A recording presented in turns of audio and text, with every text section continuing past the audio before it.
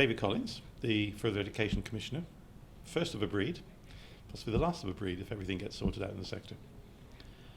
We've produced today the first annual report from the sector, which hopefully concentrates on the lessons learned from the first interventions.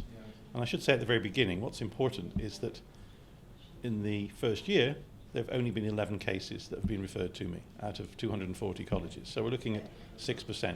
Hence, the lessons you can learn from that 6% should not be seen as something that reflects the overall position of the sector. And indeed, even in those colleges where there are problems, either financial or quality, there's some excellent practice. And I've seen some great ideas that I've never seen anywhere else before.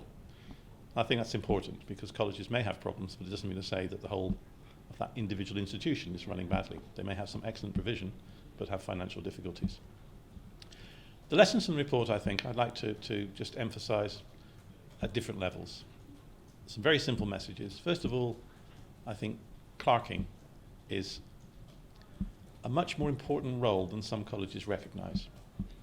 Clerks do a lot more than take minutes, set agendas and chase around for papers if they're doing their job as the college needs. They need to be the key people in ensuring the board are well informed, that they have links and contacts elsewhere, that they are in the college and see how the place operates.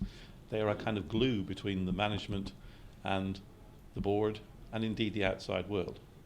And certainly that's highly variable, both in terms of salaries they're paid across the sector and the functions that they do.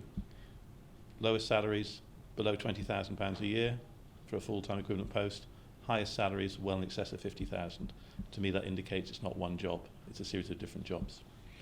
The second level relates to boards. All the boards I've been into have had some excellent people on them, and indeed you have to admire people that give their time freely, devoted to the community and trying their best to support learners and employers in the area. Where there are difficulties though, it's because there hasn't necessarily been the right mix of skills on the board. And so it's not just about having good people, but are they the right good people for what you need in your gaps?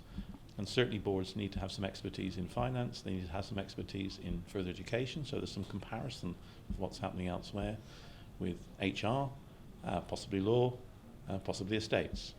But boards need to look at themselves and think, not have we got some great people around the table, they probably all have, but have we got the right mix to be able to give the challenge to the principal and the senior team that's necessary. Having employers on the board isn't enough. An employer that comes from a small SME may be excellent in some respects, but can they really deal with a £40 million budget and look at the implications of an income and expenditure account at that level? They may be able to, but it's very different from their realm of experience.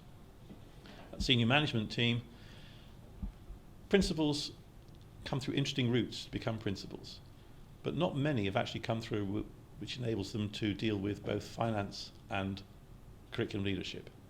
Therefore, it's important again in their teams that they have that balance of skills beneath them.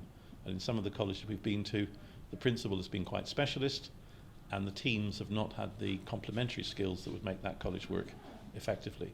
So I certainly believe that mentorship programs for new principals that look at the gaps in their experience, which is no fault of their own, and help them cover that in the first year or so of office would be very useful.